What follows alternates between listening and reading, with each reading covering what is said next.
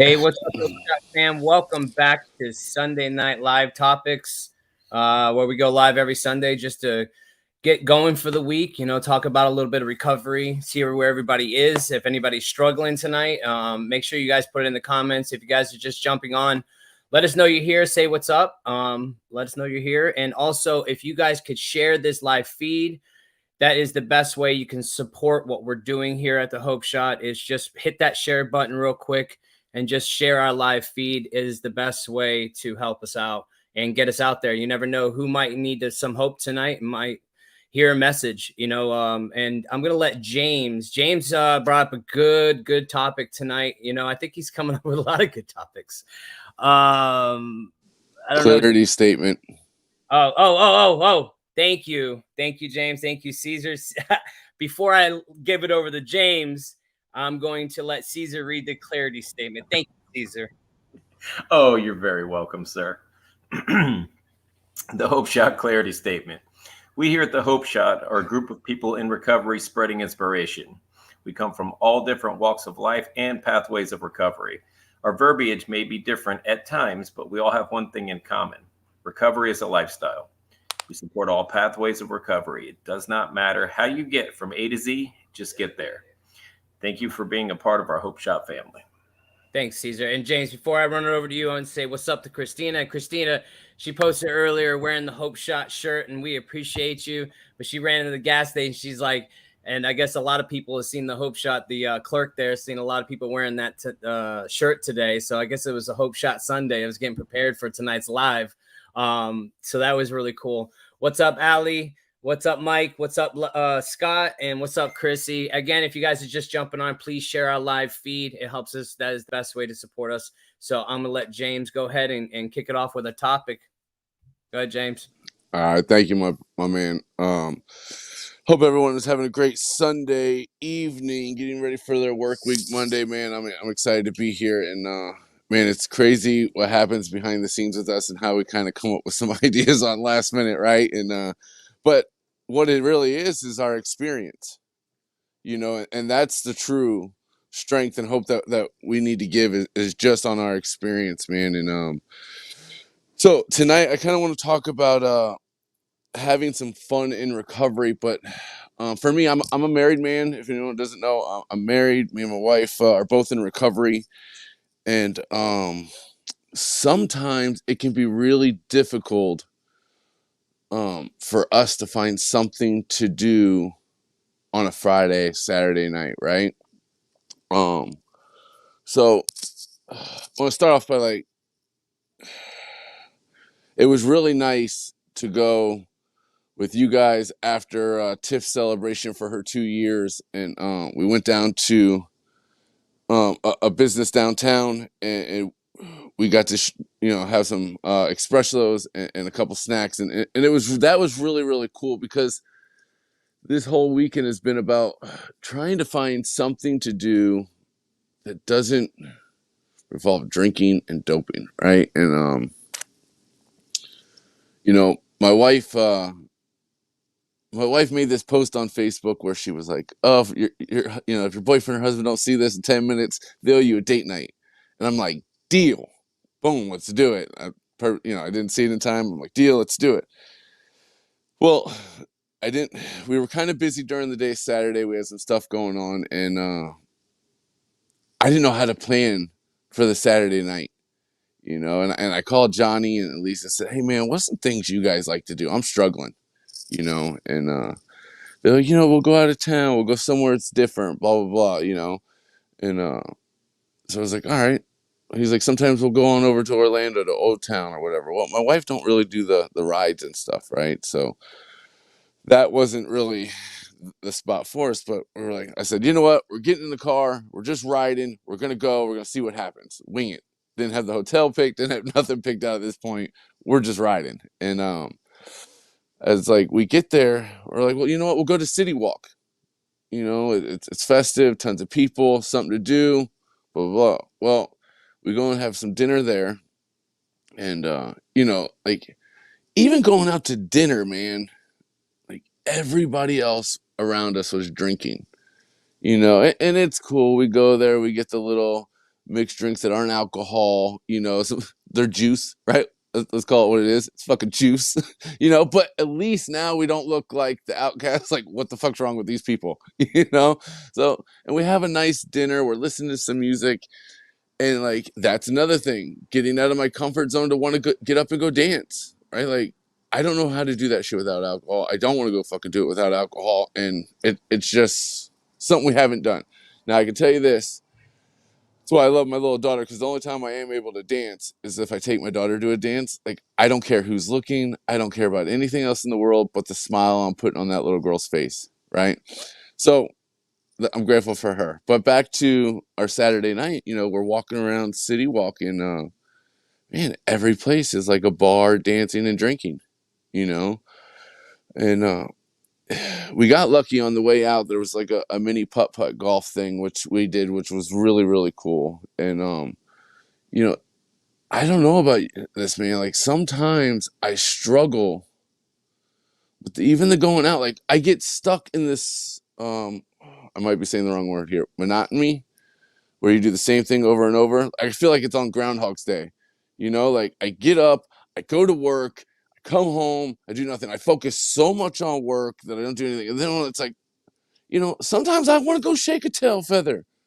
Sometimes I want to go listen to some loud music on the inside, right? Like, sometimes I just want to do all these things that I think I want to do till I get there and you ain't fucking drinking.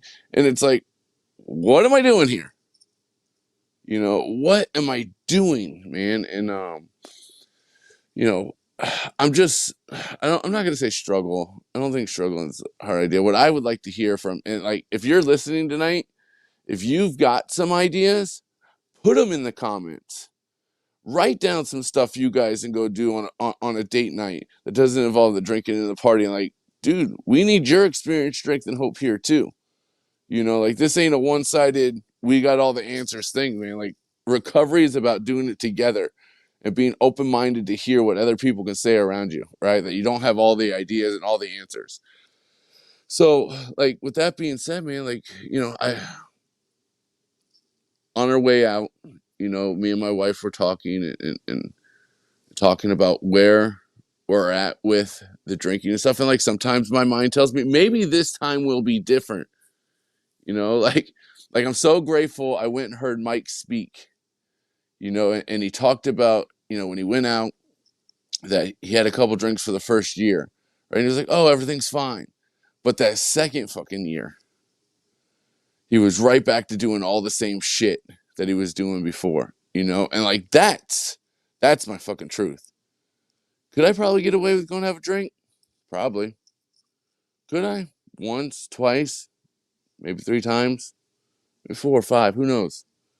But I can promise you this, I suffer from the disease of addiction, and it will catch back up with me. Like, it will, like, dude, I have a built-in forgetter that tells me, oh, all the good times, the partying, the girls, the lime life, this, that, da-da-da-da, right? My mind don't want to tell me about how I had to hook a hose up next to my neighbor's house to wash my ass, because I couldn't turn on the water bill. My mind doesn't tell me that I'm fucking homeless, desperate, miserable, lonely, all again. It skips that. It's like a flashcard, and it just skips that chapter of my life. And it tells me, well, maybe this time's different, and I'm grateful that I get to talk to my wife about these conversations and I don't have to hold back. Like, sometimes it's okay to say, babe, I want to have a fucking drink. No, that's not a good idea, and this is why. Okay. And then we get to start talking about it. And like, the best part about being in a relationship with someone in recovery for me is that, like, I got to look at my part and where we're at. And I got to ask myself, how many meetings am I making? What is my spiritual condition? Who am I hanging out with the most? Right? You show me your 5 friends, I'll show you who you are. And I just got to be careful on my end, man. Facebook is a false picture. I see other people on there, and they're having their drinks, they're having a good life, and I got to remember, and I'll end on this, that like, my life ain't a fucking Corona commercial, man. I'm not popping limes and playing volleyball. I'm fighting, fucking, and destroying my life. That's my truth. I'm causing chaos and misery, and one more time sitting in jail going, damn, if we only would have went left instead of right, the cop wouldn't have got us. You know? Like, that's my truth. There's nothing in a bottle for me but chaos. You know? So, just for today, I don't want to use. Just for today, I don't want to get high. Just for today, I'm going to reach out and tell you guys my struggle so maybe somebody can put it in the inbox what we're going to be doing these weekends coming up when I'm looking for something to do. So that's my struggle, but that's also my strength. I just know I don't do it because the consequences don't outweigh the little 15, 20 minutes relief. You know, and if I think I can do it for a little bit, I can promise you I'll be homeless. I'll lose it all again. And I won't be the person that people want to be around. That's for sure. So thank you. Thanks, James. And you know, that's a good topic, man. Because you know, me and my wife will sit here and they're like, "Hey, what do you want to do?" Well, this sounds cool, and then we'll sit here contemplating this one idea and this idea and this idea till it's too late, and we're like, "Ah, fuck it," you know, let's just stay home. Because it's a different kind of vibe. Before it was easy. It was easy. What bar you want to go to, or you know, who are we gonna hang out with? Who are we gonna go get fucked up with? We ain't there for them. We're there to get fucked up, you know. And then we probably won't remember going there. You know what I mean? Like, and it's never like, and exactly what you said is like it's, you know, I probably, me, my dumb thinking, that built-in forgetter, you know, I forget all the bad times, you know. I think about the good times, the fun I had, and like, man, like how life is boring these days, but it's not. It really isn't. It's way better, and it's a lot more fun because I remember every little detail of what I do. I actually have money to buy my kid. Listen, me and Tiffany were just talking about this the other day. You know, I bought Jace a ride ATV car for his birthday, right? And we bought him it, gave it to him early. They're out there having a blast. And we're like, bro, this is awesome. You know, like before, either we wouldn't buy him, we'll wait to the last minute. We'll probably won't buy it at all. Like Christmas was a fucking a mess. You know what I mean? We'd be sitting here wrapping presents drunk as shit and not wake up till noon every freaking Christmas.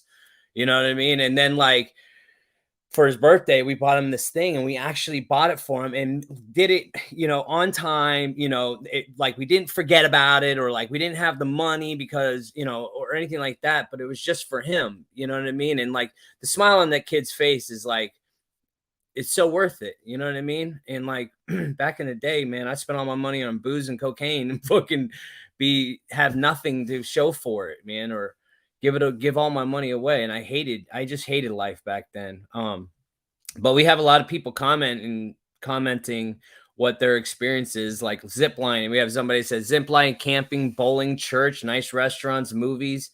We got Christina, bowling, movies, board games, cards, take a walk on the beach, just some things we do together on date night. You know what, you know what my problem is too? Having fun playing board games, just sitting there. You know what I mean? Being able to just sit down and play a fucking board game. Like, it's hard for me to find the fun in it. I'm being honest. Like, I can't find the fun in sitting down and playing board games. I just, and my wife is big into it, and I don't know how to get into it. But if you guys are just joining us, if you guys could share this live feed, that is the best way to support us on this Sunday Night Live. We appreciate y'all being here. And I'm going to let Caesar share on this topic now. Oh, you're going to let me? Well, sometimes I don't have a choice with you, but yeah, tonight I'm going to let you. No, I really appreciate James bringing this up. This is something that I don't think anyone that's in a relationship, that's in sobriety or in recovery, that's growing doesn't go through this. We have a lifetime of memories of what it looks like to go out, and we're basing our new life off of our old memories. And it's difficult because even back then, those good times that we only had them because we took our solution. You know, we took the alcohol or we took the drugs, and that's how we were able to face the fears and anxieties of the social situations. So now we're removed from that solution, but we're faced with the same fears and anxieties of dancing in front of people or not knowing what to do or being the odd man out that doesn't have the corona in their hand. And the difference is we get to continue learning and growing, and we have enough evidence that we don't live the insane idea anymore that next time will be different. That's why I stay plugged in, because James brought up the built-in forgetter. That was my entire life, was it'll be different this time. And this is why. When I have 20 years of evidence that it's never been any different. So I'm clear on that today, that that's not an option for me. Does it make it any less of a struggle? No, because my wife and I sit here on a Friday or Saturday night that we don't have the kids and go, well, what do you want to do? Well, I don't know. What do you want to do? Well, I don't know. Because we've done let's go downtown. Let's go do this. Let's go do that. But we end up staying for an hour wherever we go because the drinking gets to be too much. And I'm like, I'm good on all this. You know, Nate goes to a lot of concerts and stuff. And that's something that's awesome and that's fun. But that doesn't answer the mundane moments of just every weekend. Like, hey, I want to take my wife out to do something. I want to spend quality time with her. What can we do? Can't plan a camping trip for every weekend. You know, you can only go bowling so often. And how many times are you going to go out to eat until it's just like, man, I don't even want to go out to eat. I've been to every restaurant in the area. I've been to every restaurant out of the area. So Justin touched on it. I just have to have gratitude that the way of life that I'm living today is not causing me chaos. It's good for me. It's good for my kids. It's good for everyone around me. I get to be of service. So sometimes I don't get to party like a rock star. Okay. If that's what I'm giving up for this way of life, that's a real small price. But in my experience, when we are willing to go out and do things with other people in recovery, we have a blast. Always have a good time. Going to Justin's house, connecting with other people and laughing. The only things I get tripped up on are the quote unquote date nights, or when nobody's doing anything. Everybody's home that weekend. Hey, what's everyone doing? Oh, no, nothing. We know we're out of town. We're doing this. We're doing that. We don't know where to go. But I think that's normal, man. I've got going on 8 years of experience of living substance-free in recovery. I've got 37 years experience of numbing every single emotion in fear with a substance. So even at almost 8 years, this is new. And every time I face it and we go try something new and we feel awkward, I'm stronger for it. And I can share that with somebody else and say, nah, man, you can go to concerts. You can go anywhere that you want to go as long as your motives are good. You know, as long as your intentions are good, you can go wherever you want to go. You can go shoot pool in a bar. I don't recommend it. But I mean, if you've got a sober pool league that goes from bar to bar to bar and you're surrounded by your recovery people, by all means, go do it. Just don't put yourself in a situation that's dangerous to your recovery. And we don't do that. So does that make us boring sometimes? Absolutely. Sometimes we're very boring, vanilla people that don't have anything to do. But I also don't have to bond out in the morning. So I'd rather be a little bit boring and that vanilla. part. Have to call the bondsman, you know? My wife tells me all the time she couldn't imagine if I relapsed. I mean, she's never known that person. She's heard the stories, you know, she's seen the arrest record and in the pictures that are available online, but she's never met that person. She doesn't want to meet that person. My daughter, it was before she was 2 that I got sober, or at 2. And she's never seen that person. And what she did see, she doesn't remember. You know, what she did see was on a jailhouse screen. And she used to call when she could just first start speaking. She called Daddy the Carrot Monster because I was always in orange on the county screen. But she didn't remember any of that. And I damn sure don't want to remind them of what that person looks like because it's not good. So I guess, how do I handle it? I count my blessings and realize I'm really not missing out on anything. The guy that brought me through this work, I had a ton of questions about what my life was going to look like. Man, how do you watch football? Never watched football without drinking. How do you go fishing? Never went fishing without drinking. Well, I had to learn all that stuff. I learned that I still love football, and I'll watch it, and I'll eat, and I'll laugh, and I'll cheer with my friends. I also learned that I don't like fishing. Apparently, I only liked going out on boats and drinking. The fishing part, not so much. But that's okay. I don't like to fish. Some people do, some people don't, but I get to learn these things about myself. It only took one fishing trip, but I was like, wow, y'all sit out here all day and do this? I was like, just don't invite me. We're good. We're good on all that. Concerts, love concerts. Still feel awkward though. There's people sloshing beers all around me. You go down to Janice and St. Pete and the beers are flowing. Do I have a good time? Absolutely, I have a good time. As long as I'm with some people, some of my people. But, sometimes going to a Bucks game or going to, I get to go into a concert, I feel like James feels, it's, man, I wish I could partake in the shenanigans, but it's a fleeting thought because I know I can't.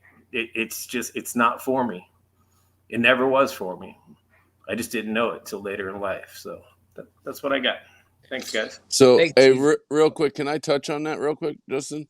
So, I just want to be clear. Like it seems like in recovery, it seems that like the date thing is really easy to do during the day.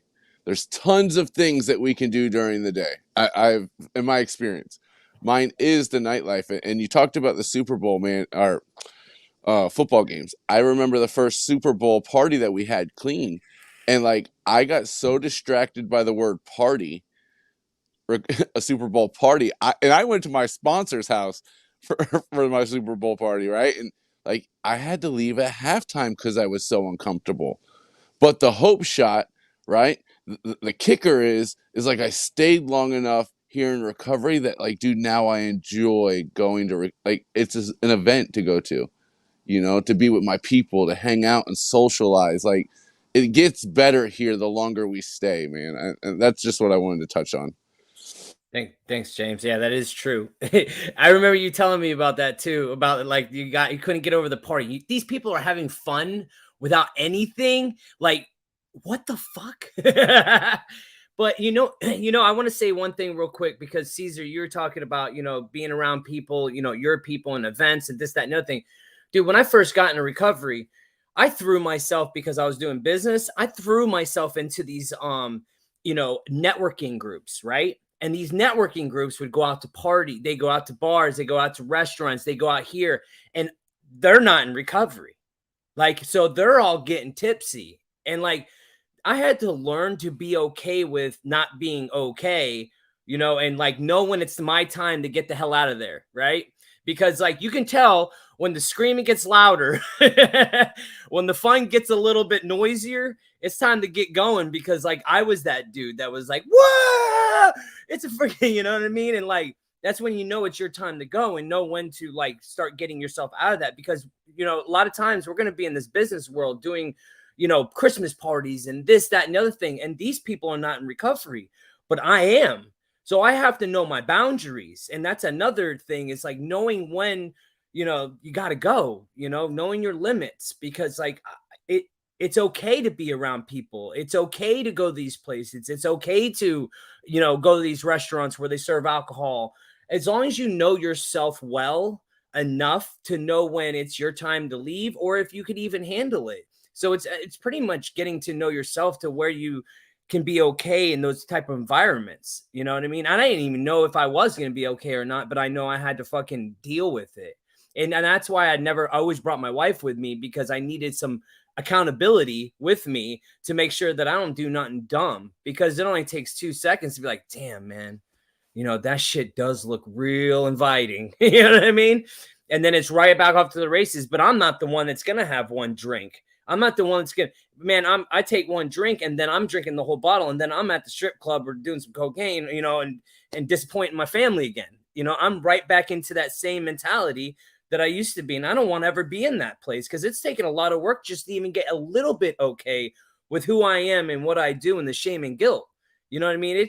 Dude, it just, even a year ago, I was wrapped up in the shame and guilt of my past. And like, I don't want to live that way anymore. So that's what keeps me from doing what Justin wants to do and thinking it's fun. But I want to hear from Sarah. What's up, Sarah? Hey, everybody. Okay, so I was thinking about a bunch of stuff.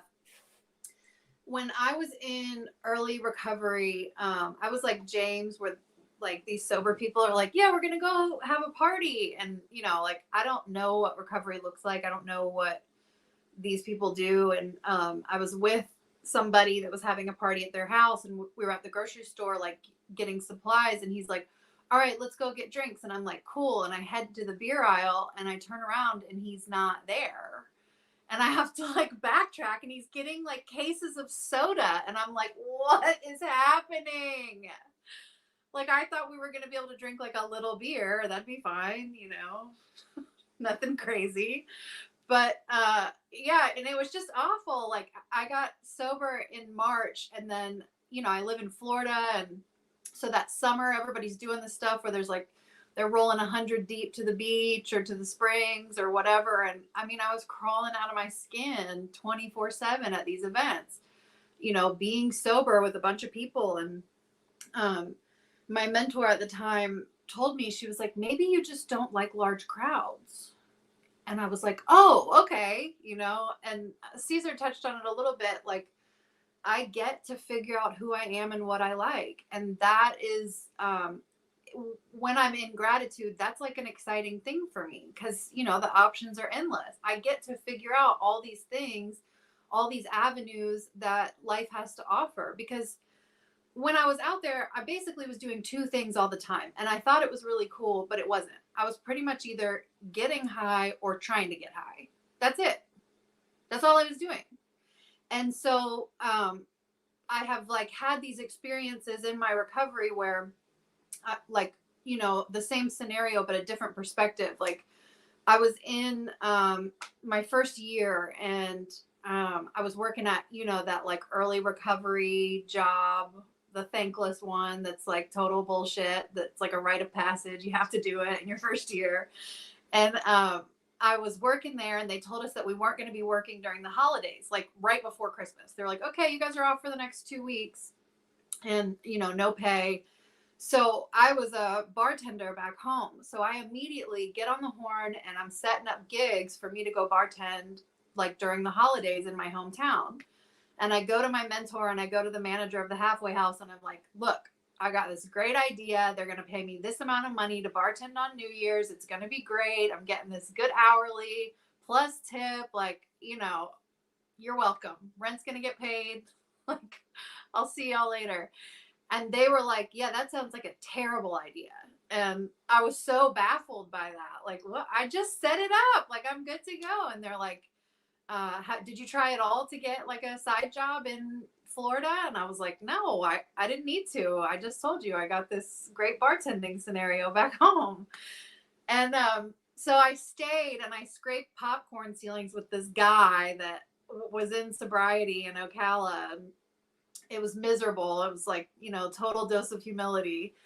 And didn't go home for New Year's. Well, fast forward to this past New Year's, my best friend back home got married, and she's getting married on New Year's Eve in my hometown. So I went up there and spent the week with them. I was the maid of honor, so I had to do all the stuff, you know, like the pre-wedding stuff. She didn't necessarily have a bachelorette party, but, you know, I was surrounded by people in my hometown during the holiday season who were getting drunk, you know. And I was pretty nervous about what that was going to look like for me, because I have some tools under my belt, right? But like the difference is like, once you're able to do those kinds of things, go to those places, associate with those kinds of people, whatever, as soon as you reach this place in your recovery where you're safe enough to do it, you don't really want to. Like, you don't really want to go to the loud bar. I have what I call a bedtime and a house time. So, like, if I'm out past a certain hour, I'm like, all right, I got to go. It's past my house time. And they're like, you mean bedtime? I'm like, no. I just don't like to be out of my house this late. Like, I'm not going to go to bed for another few hours, but I got to be home. But so New Year's Eve, she had her wedding reception in a bar. And I'm so nervous about how it's going to go down. I've talked to her ahead of time. She's super respectful of my sobriety. It wouldn't work if she wasn't, but she is. And I had told her ahead of time, like, look, I'll stay for, the cake cutting and then I'm out. And I still didn't feel great about it. Like, I didn't have somebody in recovery with me there. I'm pretty much by myself, several states away from my recovery network. And I get there to the reception after the wedding, and immediately 2 people that I knew, like, from back in the day, come up to me and they're like, yo, I'm in early recovery. We're in a bar. It's New Year's in our hometown. I'm so uncomfortable. Like, can you help me? Can you talk to me? And I was like, yeah, I got you. And then another one 5 seconds later is like, yo, I'm in my first 30 days. Like, I'm really uncomfortable. Would it be okay if I talk to you? Like, I'm in a bar right now. And it was perfect. And I'd spent all this time tripping about, like, how it was going to go and when I was going to leave and all this stuff. And, like, God knew exactly what I needed. And I ended up staying there super late because I was talking to them, and I was so immensely grateful when I left there.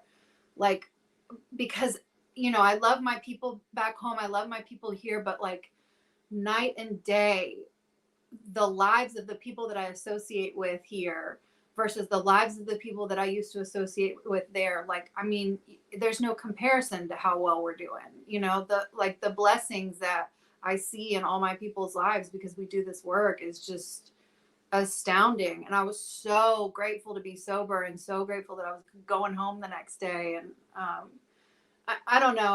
I've mentored a drag queen for a little while. And he was real nervous about, like, getting back into that lifestyle. He'd never done it sober. And so I got all the other people that I mentored together, and, like, we went out to Gainesville and, like, saw him perform, and it was super fun. It was like our little family, our little sober family. And I've been to clubs with sober people. I'm going to Tampa this weekend with, like, a handful of sober people. We're going to a hip hop festival. Like, you can do anything and go anywhere eventually. Provided that you're in fit spiritual condition. That's the whole deal. The difference is, in my experience, is that you don't really want to. Like, even with the drag show, I was in and out. I mean, I was in another county at 11, and that's way past my house time. So I don't know, like, I feel like I got sober, but being boring is, like, a separate choice that I've also made, and I'm fine with that. We were talking before we went live, like, my day was glorious because I made food and hung out in my house. This is my second set of pajamas today. Like, I'm feeling good about Sunday. That's all I got. That's your second pair. That's awesome. Yeah, that story just gave me chills, dude. How God put her right where she was supposed to be. That's dope. That's a great story, man. That's awesome. And I like how you said you got house time. No, it's past my house time. That's great. Like, we need that house time, not bedtime, house time. It's great. I got a couple people that are commenting, and I really, really like this one. I'm a recovering single mother of 3 and throw glow stick parties for kids and their friends, and I enjoy it as well. But like you say, we're always looking for something new and fun, which can be hard depending on your surroundings, which is, glow stick parties I can get down with. It, like, brings me back, you know what I mean? And, like, I do it too. We do glow stick parties. Like, we go have a pool party and we do glow sticks, and that's always fun with the kids. And then another person put Nerf gun fights, and we have tons of those. That's my favorite one. The only thing I don't like is picking up all the bullets afterwards. You know what I mean? But, like, Nerf guns is a blast. It is so much fun. And, like, I don't know who has more fun, me or the kids, because I'm pelting them in the head half the time. I'm like, remember that time last Monday? You little son of a... We need an adult Nerf gun party. Isn't that Like paintball? we need to make that happen. Isn't that paintball? Paintball is Listen, one thing. We could do a Nerf battle at somebody's house. Can't I'm do down. a paintball. So, I'm down, and I expect an invite, Caesar. I have Yeah. guns for Understand? days. make this happen. I'm not saying I'm an arms dealer for Nerf, but I am locked and loaded. Sounds like Justin Sin. Yo, listen, we have a whole Tupperware filled of ammo and guns. Okay, Nerf guns, people, just calm down. But and we have we got Sarah Smith. She says, I have almost a year clean, but I am completely alone. I don't go out. I don't have friends. I live in a new area, and meeting new people is very hard for me some days. I just feel like I need someone to talk to. You could always reach out to us. I know going to a new area, meeting new people, being in recovery is very hard, but local meetings, I mean, you'll meet tons of people, and they are very welcoming. If we just show up, you know what I mean? And people will actually come up to you, and you ain't got to do anything about it. You just got to talk. I'm telling you, it works. So though I'll say this on that subject right there, because I see Nate just got back on. I didn't know he was coming on. So I'll say this. One thing that changed for me, I can remember having the conversation with my wife about struggling and not knowing people and this and that. When I went to the meetings, I got connected into service and started making that. And then next thing you know, I remember at 18 months clean, sitting around a table at somebody's birthday. We were at one of those Ichiban spots, and I remember looking at my wife going, "Oh my God, our circles changed." It was the first time it ever clicked for me, and how it happened was through service. Yeah, I mean, no matter what, dude, you evolve in recovery, and your circle is always going to somewhat evolve. You know what I mean? Some people stay in the same spot and some people don't. You know what I mean? So hopefully, I don't want to be the person staying in one spot. That's all I know. You know what I mean? But Nate, what's up, man? Let's hear from you. You ain't gonna duck and dodge us, are you? Get out. You know, I'm just navigating technological issues, you know, per usual. Yeah, so well, save the best because now you're talking to the most socially awkward person. You know what I mean? Like before I even got here, I was a hot mess when it came to like I basically like the last decade of my me being out there, if I wasn't in prison, I was like in the shitter, probably in the bathroom, or you know, stuck in a house by myself or with maybe some other poor girl I was holding hostage, you know. And yeah, so yeah, and the illusion for me is that I think I'm having a good time. You know, these are my good times, you know what I mean? So, and I don't want to go to recovery because I feel like how could I possibly ever experience what I'm experiencing now? Like it was some fucking good time to begin with, you know? But I couldn't, my brain was so poisoned at this point, I couldn't put two and two together. So I felt, man, if I go to this fucking AA shit everybody's talking to, and you know, ask this God for help, and now, okay, now you're saying I have to connect to some higher power. So now I'm thinking, now these people are really going to be fucking lame because I was preconditioned, you know, my entire childhood to think that anything to do with religion or spirituality meant you were lame, you were a dork, you were uncool, you were square. And so now I associate that with these fellowships, you know, or just getting sober to begin with. And so yeah, I gotta, you know, I'm just poisoned. I have all these false perceptions. And this is, I come into this deal with a head full of these prejudices and these illusions that I've, you know, turned into my reality that I just believe 100%. There's no way you could tell me that, you know, X amount of years later, I'll be sitting out around a campfire with a bunch of guys talking about God and never feel so fulfilled or happy in my entire life, you know. But that's what I did this Saturday, you know. And yeah, so let me back up a little bit. Yeah, so I get to this deal and I think, man, it's the death of fun, man. You know, there's no possible way I'm going to be able to ever experience or feel the feelings I felt, or that rush, you know, when you know, something kicks in, or, you know, you're at a show and that acid kicks in and you're like, oh my God, this is the best night ever. You know, like I truly felt like I could never, these things could never be emulated. I could never find this in anything or anyone, nowhere. You know, it was impossible. And these are like these illusions, man, and these fantasies that I've had to really face in recovery. And what I've discovered is this: is all the things that I was experiencing prior to getting here was all fake. You know, it was all it was it, I was under the influence of a substance. You know what I mean? It was all artificial. You know, I was seeing through the veil of like you know, acid, Xanax, heroin, whatever the fuck I was on, and that maybe all of them. Who knows if it was a good night, you know? But like I never really felt anything. Like, you know, maybe when I was a teen, like a 14 or 13, like I had some experiences, but those have been washed away. Now my mind is just flooded with all these, what I think fun means, you know, and it's all wrong, you know? So I get to this deal, and now I don't have any solution. You know, I have nothing. And then they tell me, hey, you got to walk into a group of like 40 strangers and raise your hand and say, hey, I'm a fucking mess up. You know, here I am. I need help. And it's the most for a guy like me, it's the most terrifying, frightening thing I could possibly have had to do. But in the same breath, it was the most liberating and fucking freeing moment of my life, you know? And it opened me up to this whole new way of thinking.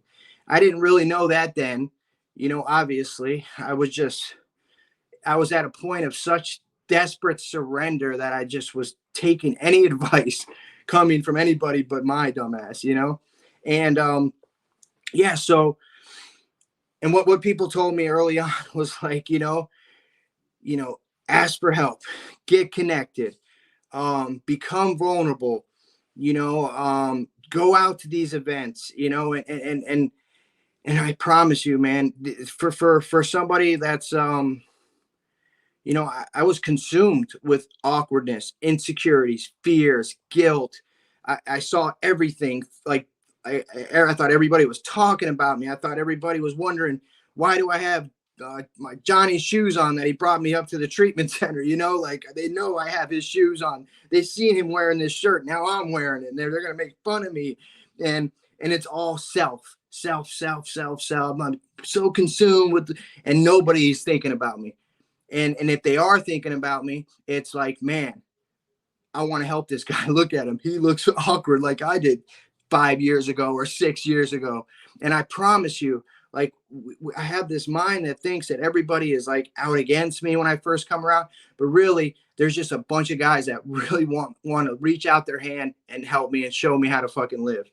And that's exactly what happened, because I kept showing up. I kept asking questions. I kept taking suggestions, and this is what happened, you know? Okay. So now I start experiencing, you know, and man, those first couple of years, yeah, I'll say a couple, man. My first 2 years, I felt I didn't like going out to events. I didn't like going out bowling. I didn't like doing these things, but it was absolutely necessary for me. So I could start to realize like what it meant to have a connection, to have a fellowship, to have fun without substance. I had to like rewire my idea of what fulfillment was, what I thought a good time was.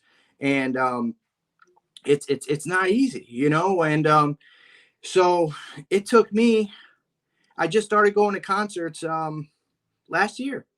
You know, I mean, I had some ones booked for earlier the year prior, but then, you know, COVID came. And, you know, I probably went to 30 shows in like the last 6 months.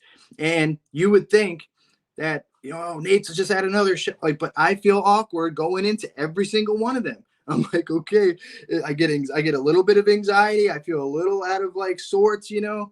I see everybody and everybody, you know, lit or doing their thing. But guess what? There are things that I'm practicing on a daily basis that defend me from all that nonsense, from anything external, regardless of where I'm at. But especially when I'm going to these things to do something that I enjoy. You know, these are things when I was sitting in prison, in confinement, in there for 4 months in the middle of the summer, 110 degrees, laying on the floor of that I had flooded from the toilet. So I wasn't dying from heat exhaustion. So I'm laying in this water and I'm thinking about, man, what are some of the things I'd love to do? You know, travel, shows. Man, I wish I would have surfed when I was younger. I want to try that one day, you know, and these are the things that I am doing today. And the only reason I'm doing them is because I practice things on a daily basis. I pray every day. I meditate. I try to help another alcoholic or addict, and I show up in my life, you know, in every single way. And there's something that happens when you connect to this source, to your God, to your higher power, whatever you want to call it, that it gives us the defense. You know, they say, okay, we have a defense against that first drink. Well, guess what? I have a defense when I come into these situations that might feel a little awkward or uncomfortable, and I am protected. I have complete faith that I am protected in these situations, you know, and what happens is finally I'm not so consumed with guilt and shame and regret and insecurity. So I'm not really too concerned what other people might be thinking about me. And it allows me to enjoy myself in a different way. You know, the external noise becomes a little lower. You know, you know how you have earphones in, you can hear a little bit what's going on, but you can't hear everything. That's kind of what it's like to me. And now I get to go to concerts and enjoy myself. You know, are there awkward moments? I have awkward moments going to fucking Walmart. Of course there's awkward moments at a concert. You know, I have awkward. Listen, I choose my circle so carefully, and I spend my time with only certain people, because guess what?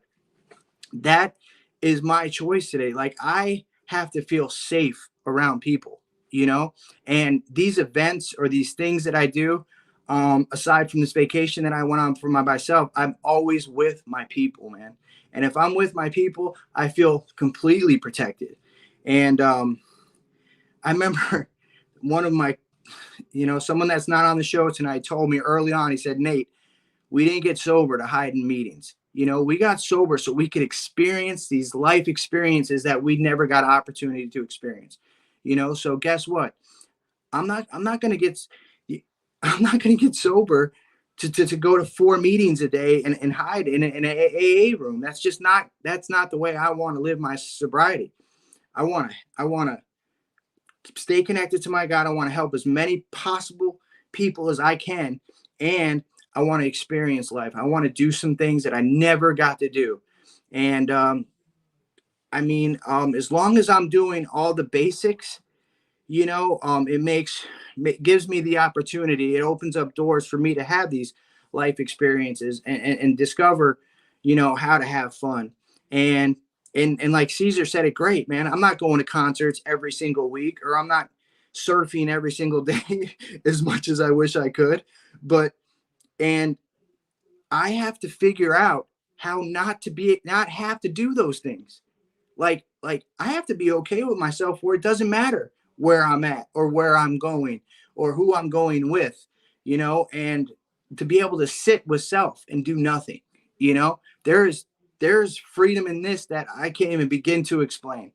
And yeah, so I don't have to go somewhere in order to like, and my man, Johnny, he hit me hard this Friday because we had this little retreat, and I'm like, man, I want to go out there tonight, but I just, you know, my dad's at home struggling a little bit. You know, I'm exhausted. He's like, Nate, you don't owe anybody any explanation for what you want to do with your time today. You live a life of integrity and honesty. You help as many people as you possibly can. If you want to go home, you go fucking home. You ain't got to make no excuses to anybody, you know? And it hit me like a ton of bricks. I'm like, no shit, you're right, you know, which is why it's so important to have our people. but yeah, man, I'm so blessed today, man. I get to go to these concerts. I get to surf. Um, for anybody that's just coming in here or new or struggling with this situation, I truly, I strongly suggest just get good with yourself. Get good with yourself, get good with your God, and I promise you, man, like old dreams will be awakened, new passions will be discovered, like things will open up, man.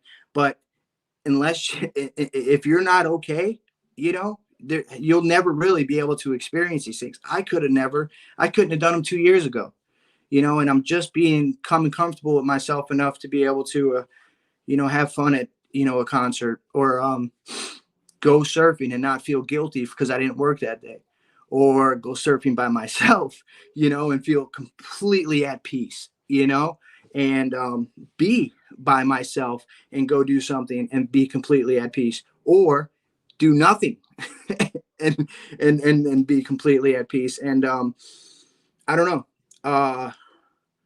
I'm still discovering these things. I'm still discovering passions. I'm still figuring out how to feel comfortable around new people. I still, I'm still very socially awkward. I'm still very anxious. I have these little quirks, and but the more I'm connected to my source and to my people and to helping others, the easier these things get, and I'm able to, finally, do some things that I dreamt about, when I was incarcerated or growing up, and it's truly a miracle, these gifts that are given to us, that I didn't plan on any of this when I first got sober. I just wanted to stop sticking a needle in my arm, and today I get to do some things that are just so surreal. And it's usually like a concert's great. I get to go see Tool on Wednesday. Yay, Nate. But what's more, like I said, but this thing that I experienced over the weekend, just sitting around a campfire with a bunch of guys getting vulnerable and talking about God, like that's the juice, man. Like, it's crazy how everything has shifted. I would think, like, man, I'm going to this concert, like I'm thinking, but now I'm like, no, man, but this talking about God was fucking fire this weekend. It's just, and I promise you, coming from me, it's crazy when I even hear myself say it. But that shift has happened, and I'm so grateful to experience life today, and not only experience life, but experience life with a God in my corner, so I know I'm protected, and my people, to experience it with them, and to make new like create these new memories and moments. It's fucking magical. Like, I don't know, man. Sign up if you ain't sold on it, man. I'm telling you, this is where it's at. I thought that is where it was, but this is where it's at. And it's fucking amazing, man. And the most mundane and trivial fucking nights out eating with a couple friends become these magical experiences that I'll never forget. And I wouldn't trade for any good time or beer or liquor or whatever it might be. Yeah, this is where it's at, man. And I'm grateful that I can see that today. That's all I got. Awesome. That's great, Nate. Yeah, and I remember when I first got into recovery, and I went to like those damn retreats. Not damn retreats, but I went to the treats. Those damn retreats. We talk about this. Well, I haven't been one in a hot minute, man. And like, I kind of miss them, man. It was just like a weekend where you're not worrying about everything. You're just hanging out with a bunch of guys, getting vulnerable, doing your thing, talking recovery, talking God, talking just everything to be better. To just be better, and it was really good for me in the beginning. And like, I kind of miss those, man. I kind of miss that stuff, and I want to just hit on something you were talking about. It's like, I didn't have anything before. I wasn't into any kind of hobbies. I started using when I was 12 years old. So like, my hobby was getting high and trying to makeshift MacGyver bongs and stuff. You know what I mean? That was like what we did for fun, or like throwing rocks off a damn bridge or some dumb crap. You know what I mean? So my idea with fun growing up, like, and going to this adulthood, was getting fucked up. Like, that was normal for me. Like, I don't know how to have fun without putting something in me. Like, any birthday parties, it doesn't matter what it was, baby showers. Okay, we bringing alcohol or what?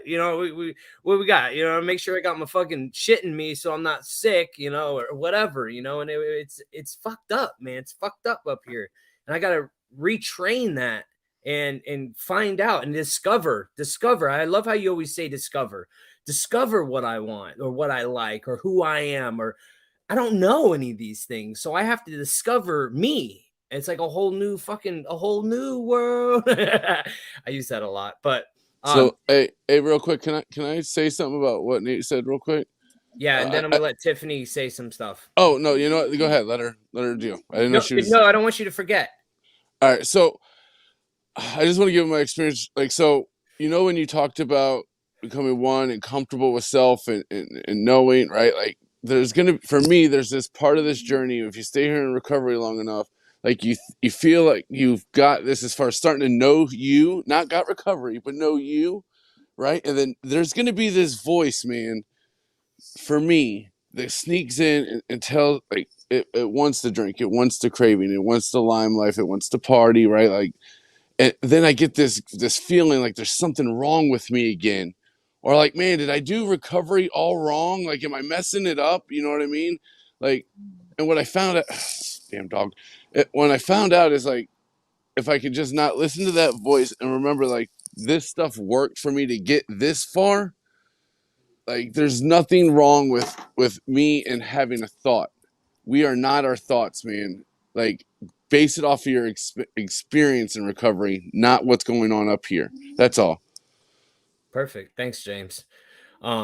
Tiffany, she wants to talk about the fun-filled weekend, the friends gathering we had this for her event. Man, it was really it was cool. So I was in the living room listening to you guys speak, and like, of course, I was always blown away by your guys' topics because it's like perfect. So I was just talking with Justin this weekend on Friday evening. We went to a meeting and out to eat afterwards. And then after that, we actually went over to like an espresso spot that one of the people knew of that I'd never been to. And we went there and it had like this hidden room and we drank and cheers to espresso. And she burnt her tongue. Yeah.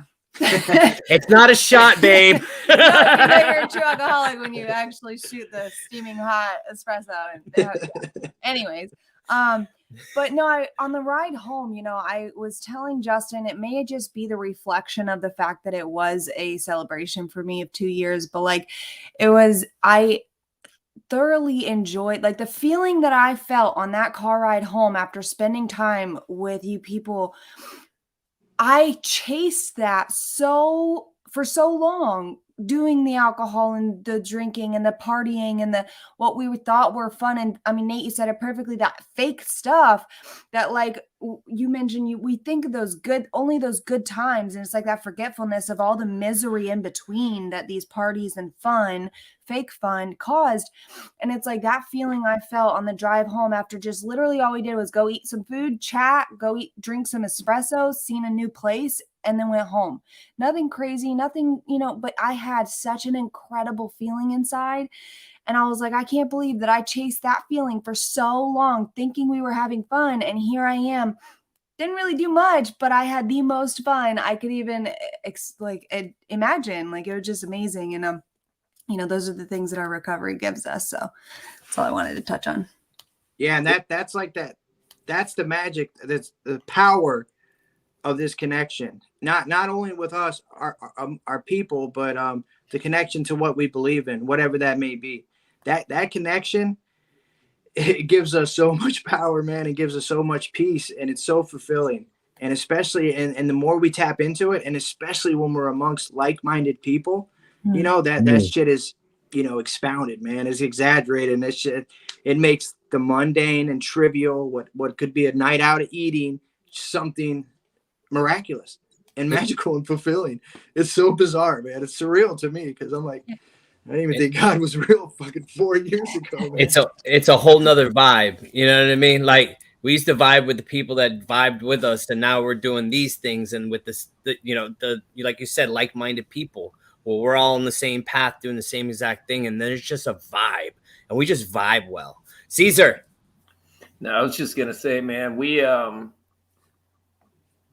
talked earlier about, we get to figure out who we are, get to figure out what we like. We also get to choose who we spend our time with, because a lot of us were locked up for a lot and we didn't get to choose who we were around. We get to choose our tribe. We get to find our people. And when we find those people that we can be our full-on weird, awkward ass selves around and be totally comfortable, that is magical.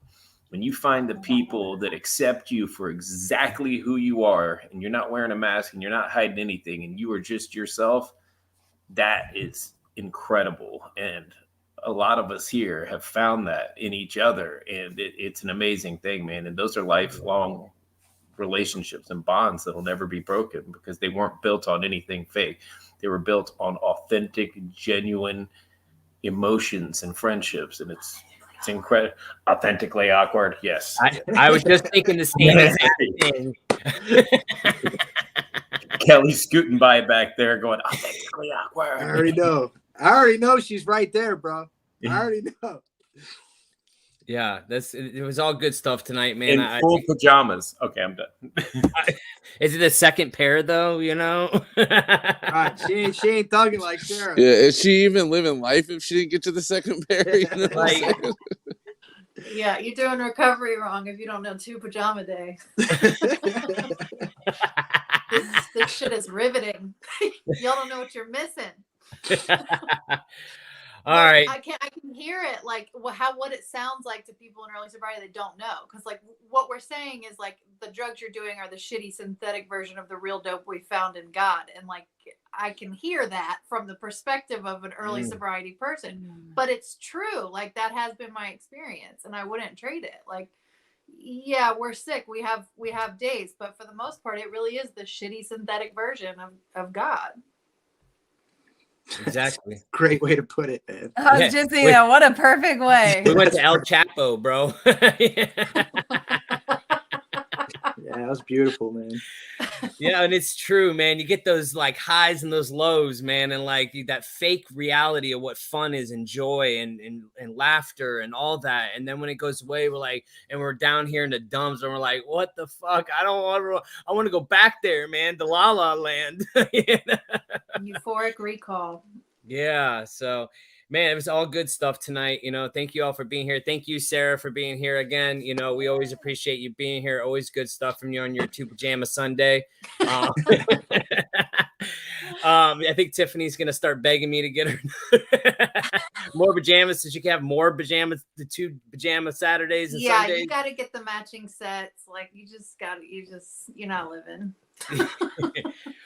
Thank you guys as well for being here tonight. All you guys that commented with your fun facts about what it is like to have fun, especially with the glow sticks and Nerf guns, yo, because that is true, man, especially with kids. So thank you all for being here. And guys, if you could share this live feed, I know it's the end of it, but you never know who might rewatch this and might get some hope tonight out of this, or might be going through the same exact thing and trying to figure out, you know, if they want to stay in recovery because it's boring, but it's not. It is so much more than that, and it's about discovery, as Nate always puts in it. And I love that you put it like that. So this Wednesday, 8 p.m., we're going to have our Addiction to Success series, where we share stories of what it's like to come from active addiction and find recovery and how they did it. And it's going to be a really good topic. It's always a good series that we do, and I love the stories we hear, the success stories. So join us this Wednesday. 8 p.m. right here on the Hope Shot. And if you guys are new here, go ahead and like our page and give us some love. And we will see you Wednesday. So thank you all. Love you all. Good night.